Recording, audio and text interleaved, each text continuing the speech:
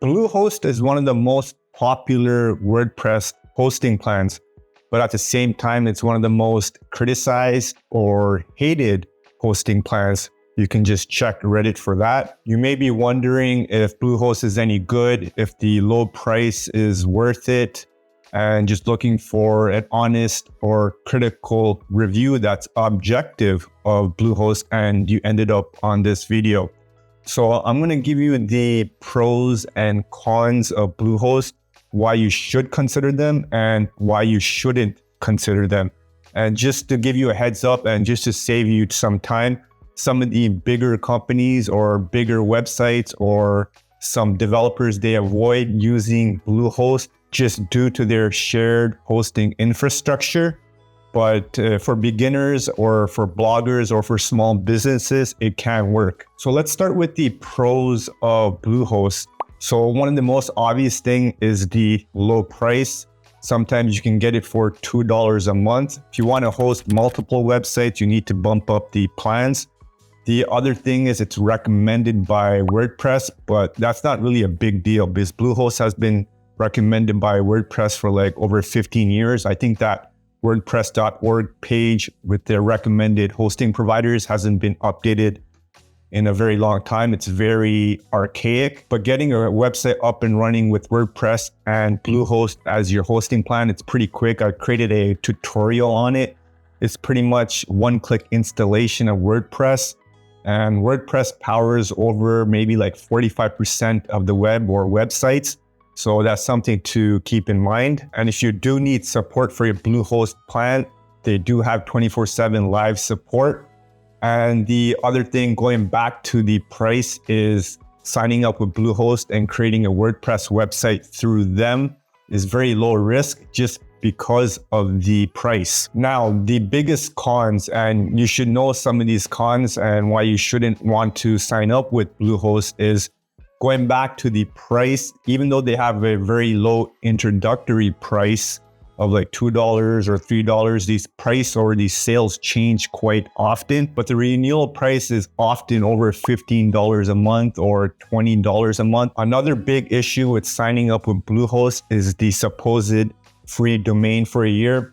Even though you get the domain free for the first year, you still need to pay for domain privacy to hide your personal information, such as your phone number, email, and address from the web, so strangers can't find it. The domain privacy, I think it's like $10 or $15 a year. But the problem with that pricing is if you register your domain with Namecheap, they already include the domain privacy for free. And domains through Namecheap are much cheaper than Bluehost, maybe like 30% cheaper.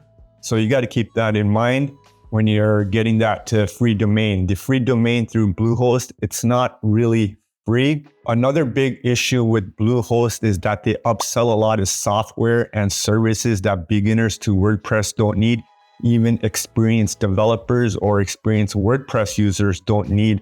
So the upselling is quite annoying. And even though Bluehost offers 24/7 customer support with a live person, the actual support or the experience or the technical experience of a Bluehost support representative could be a hit or miss. And maybe the biggest trap with Bluehost hosting and the low introductory price is that the server that you're on, it's a shared hosting plan. So that means you're sharing the resources with other websites or other users.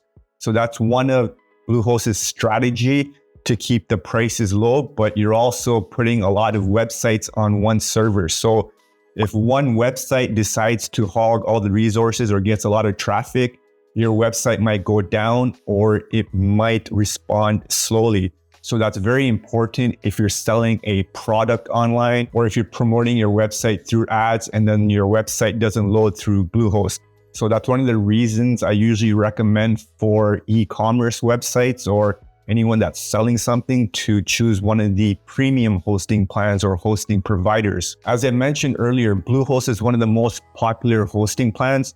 And the main reason is because of their marketing. They spend a lot of money on marketing, including affiliate marketing. So a lot of Bluehost or WordPress users recommend Bluehost without actually providing you the cons or the negative impacts on signing up with Bluehost. That includes me because I'm an affiliate too. So if you sign up through me, I'll earn a commission, but I'd rather be upfront to you and provide you some of the cons and reasons you shouldn't sign up for Bluehost.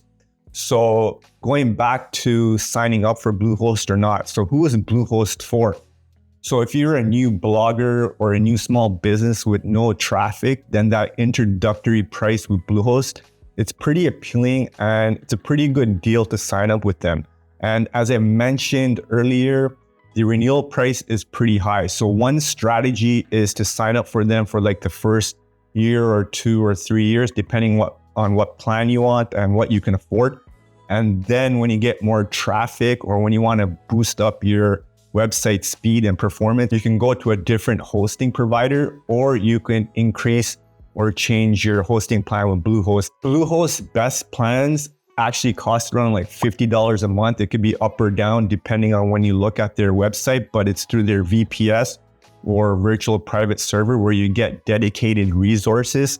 So keep that in mind. If you do decide to sign up with Bluehost on their lower tier plans and plan to upgrade your resources or your server resources in the future, you're looking at getting one of the VPS plans to boost up your performance. But then at that price point, it's probably better to go with WP Engine or Kinsta, which are dedicated WordPress hosting companies that have great resources and server infrastructure. But if you already have a WordPress website or any other website and you already have traffic, or you're planning to sell products, either digital products or physical products, you don't want to sign up for Bluehost through their shared hosting plan because potential customers are going to leave your website just due to the performance and slow nature of most Bluehost websites.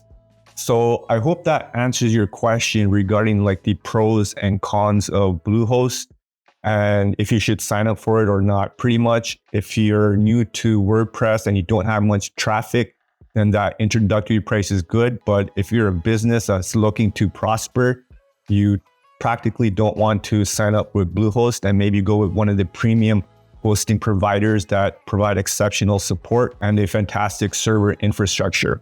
And if you guys enjoyed this video, you know what to do. And as always, live easy, sleep breezy, and stay lovely.